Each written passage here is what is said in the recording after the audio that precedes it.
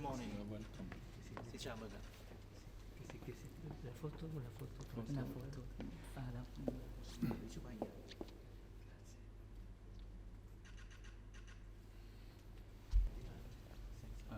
Photo, Chụp ảnh bay. photographer, okay.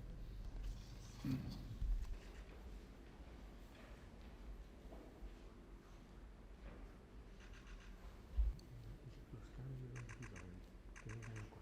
Lo scambio di valori. This way. Đây là bức chân dung của giáo hoàng.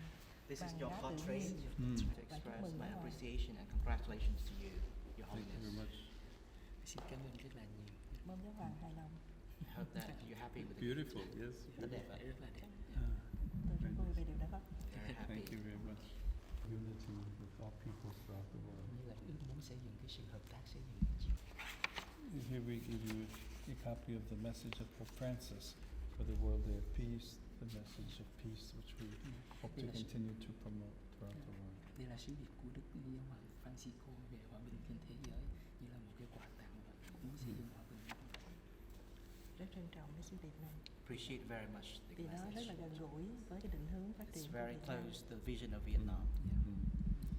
Of the artwork throughout this building, the Apostolic Palace, which you could bring with you also to remember your visit today. Many fine pieces of art. Của cái tòa nhà. Chào. Xin chào, trân trọng Best kính chào wishes giáo to hoàng. Dạ, cảm ơn.